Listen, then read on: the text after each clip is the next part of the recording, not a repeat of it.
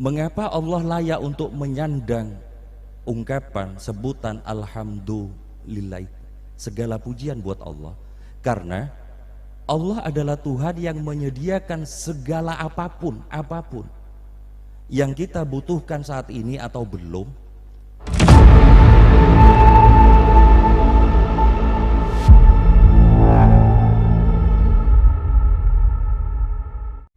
Baik teman-teman,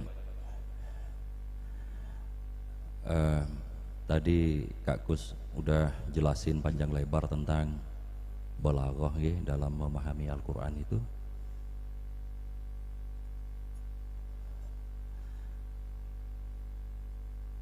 Saya punya perasaan begini nih terhadap Al-Quran.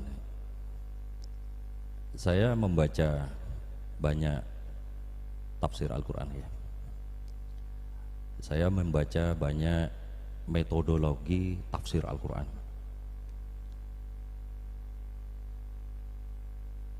Ada tafsir dan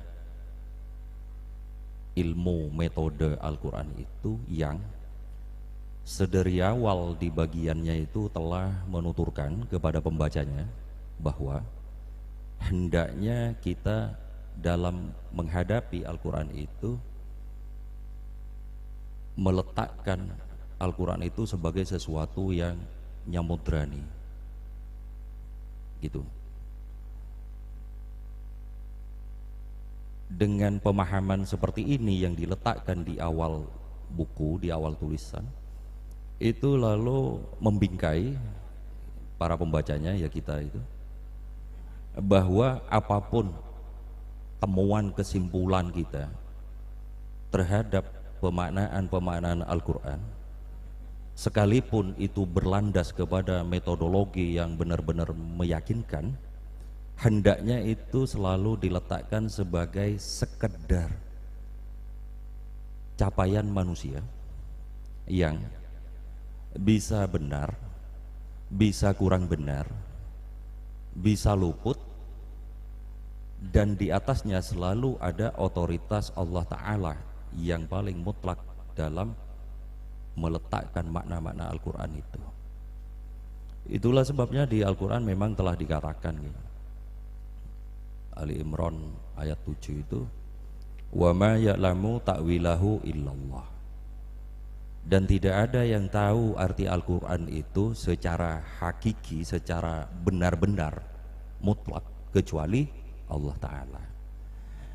Paparan begini akan menghantar kita, mau sementereng apapun keilmuannya, ketika berhadapan dengan Al-Quran itu hendaknya mengedepankan rendah hati. Begitu. Di Al-Quran juga dikatakan bahwa sikap rendah hati, termasuk rendah hati kepada Allah, dalam kurung rendah hati kepada Al-Quran, itu bagian dari tanda-tanda seseorang yang mukmin dan seseorang yang soleh. Begitu dikatakan di Al-Quran. Innalladzina amanu wa amilus solihati sayaj'alu lahumur rahmanu wuddah. Kalau nggak salah Maryam ini. Sesungguhnya orang-orang yang sungguh-sungguh beriman kepada Allah dan sungguh-sungguh amilus solehat, beramal kebaikan, maka Allah akan menanamkan kerendah hatian di dalam dirinya, di dalam hatinya. Begitu.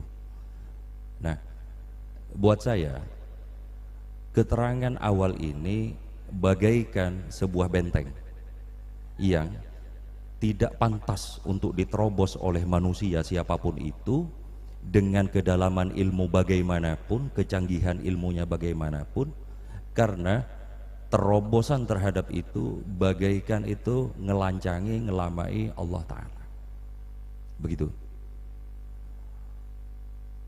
Nah, saya bisa memberikan beberapa contoh ya, terkait betapa benar-benar tanda petik tidak tahunya kita di hadapan samudra makna Al-Quran gitu.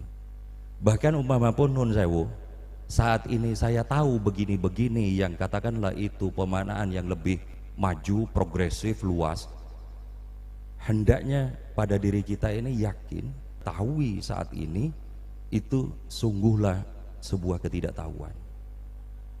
Karena ini sering terjadi ketika terus kita punya spirit belajar, beberapa bulan ke depan, beberapa tahun ke depan, apa yang pernah saya katakan atau tuliskan dulu itu ternyata tidak benar-benar seperti itu maksudnya, seiring dengan pertambahan ajaran pengetahuan itu. Ngoten. Jadi bagaikan benar-benar ingin saya tuturkan, utamanya buat diri saya sendiri, bahwa tiada sikap yang pantas di hadapan Al-Quran itu kecuali semata benar-benar tawat gitu. Karena itu nuwun sewu, itu tidak layak, tidak pantas untuk dijadikan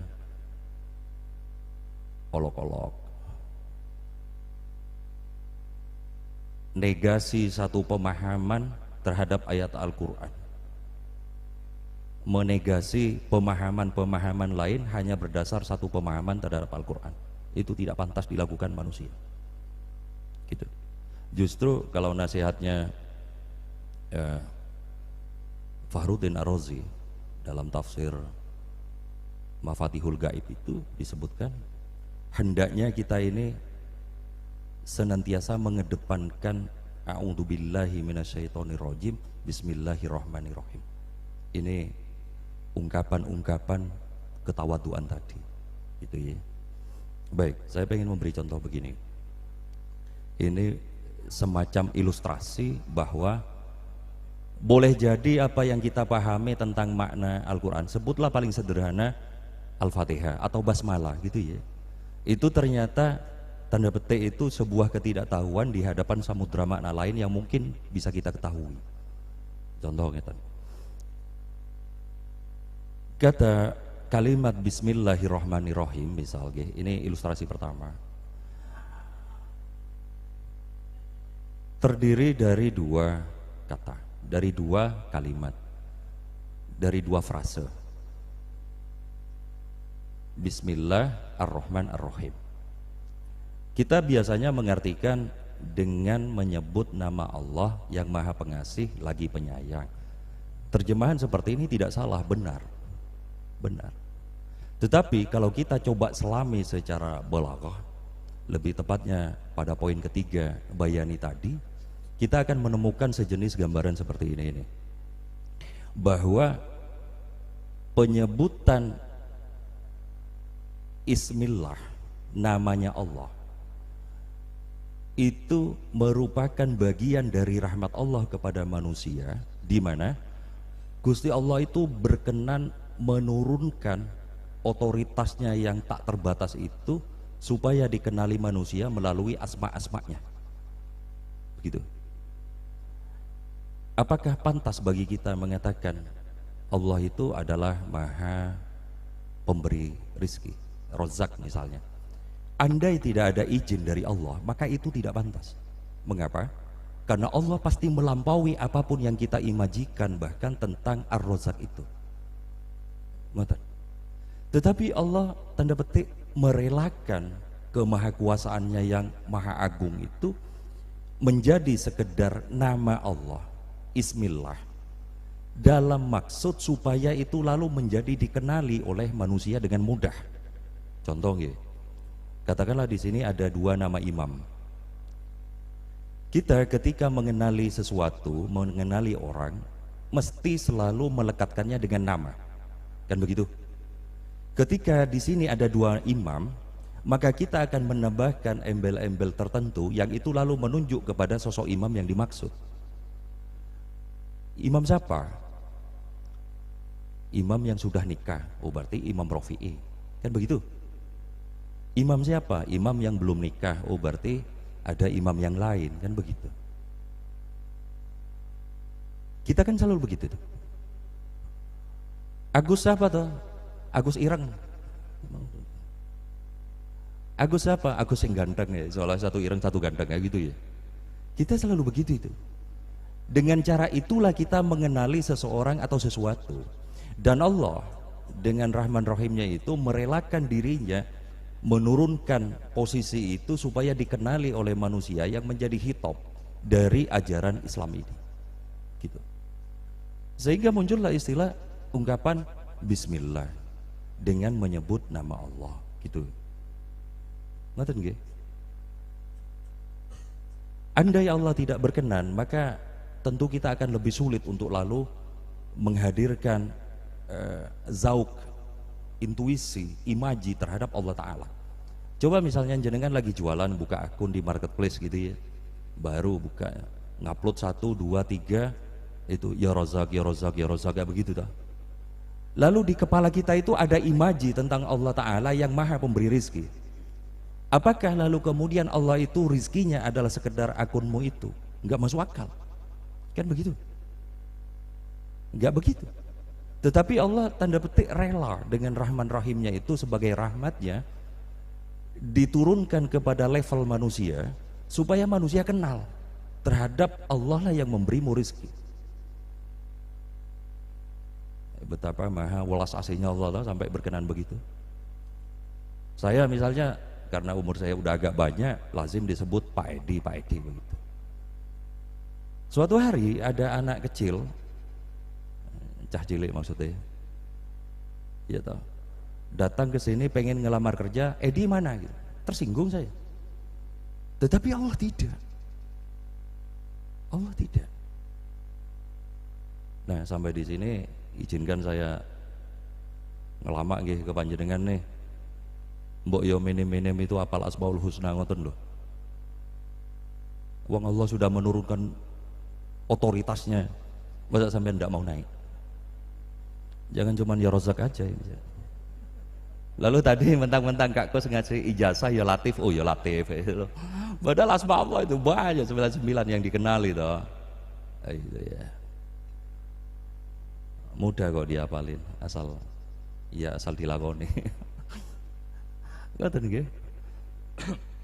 Lalu berikutnya setelah Allah itu menerangkan dirinya begitu itu, lalu masih ditambahi dengan Bismillahirrahmanirrahim.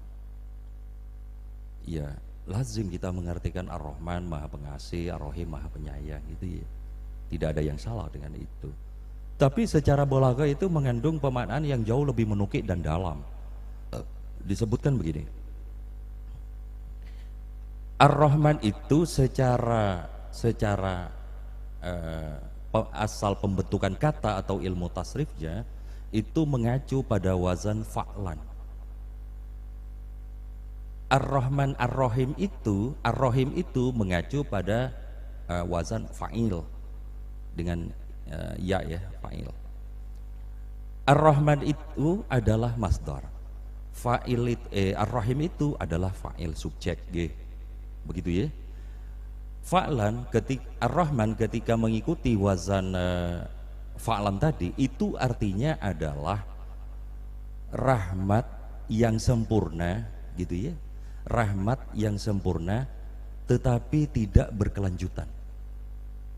Adapun rahim itu bermakna adalah zat, subjek, sosok, maaf bukan sosok ya, subjek yang pada dirinya itu tergantung rahmat. Jadi subjek yang memproduksi rahmat, subjek yang memiliki rahmat, gitu. Artinya secara wazan fa'il tadi itu adalah rahmat yang sempurna dan berkelanjutan, begitu ya. Sehingga lazim lalu dipahami bahwa rahmannya Allah itu berlaku bagi seluruh makhluknya Allah, termasuk makhluk yang tidak kita ketahui sejak awal penciptaan dunia sampai akhirnya, termasuk orang-orang yang kufur kepada Allah. Mengapa begitu? Karena rahmatnya Allah itu sempurna.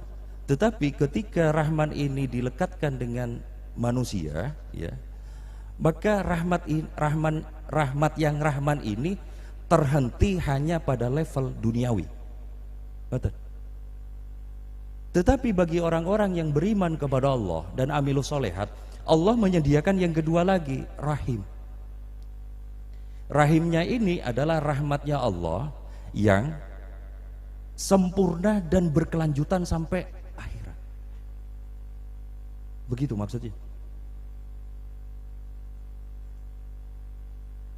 Jadi ndak usah heran mulai sekarang nih ya. Kalau ada orang ngeratau sholat kok sugih, itu Rahman. Ada orang yang rajin sholat sugih, itu Rahim. Begitu. Sesungguhnya sesederhana itu kita melihat mengapa Allah memberikan karunia bahkan berlebih kepada orang-orang yang kufur kepadanya, dan bagaimana pula Allah memberikan rahmat karunia yang juga kadang berlebih kadang tidak kepada orang-orang yang taat kepadanya. Itu bagian dari dua sifat Allah yang itu otoritas Allah Subhanahu wa taala mutlak. Nah, persoalannya kan sederhana ini sekarang. Sampean mau mengambil Rahman apa Rahim? Kan begitu. Sederhana itu. Akhirnya kan berpulang kepada diri kita masing-masing. Berpulang kepada perkara keimanan, berpulang kepada perkara ketakwaan. Gitu. Seru ya. Ternyata sejauh itu yang kita gampang sebut. Kalau tambahi satu lagi gitu. Alhamdulillahi Rabbil Alamin. Nun saya nggak maksud ngajari tafsir ya ndak ini. Kebetulan saya pernah baca gitu ya. Dan kebetulan kok nyambung dengan kajian balaghah tadi. Alhamdulillahi Rabbil Alamin. Kita mengartikan segala puji bagi Allah, Tuhan seru sekalian alam, kan begitulah sebenarnya tuh.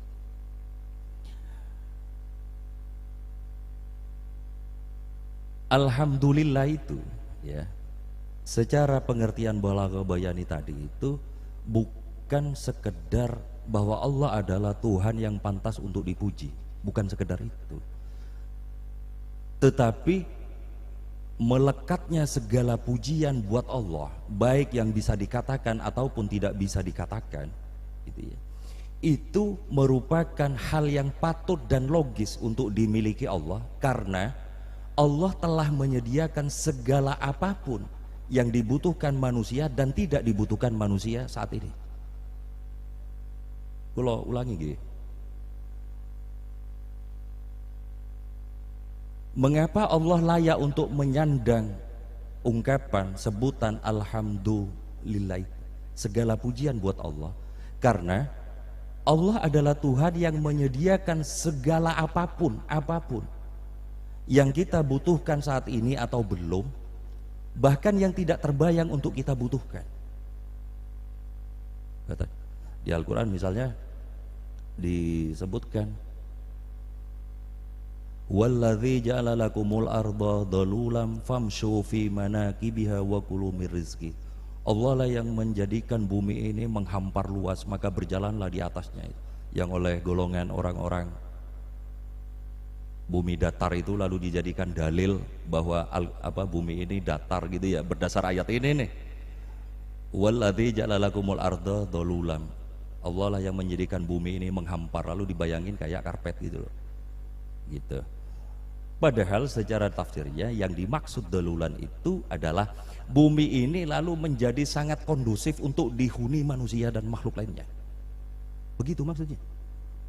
Terhampar bagaikan ranjang yang dihamparkan sehingga Anda bisa tidur dengan nikmat, lezat walaupun sendirian. Begitu.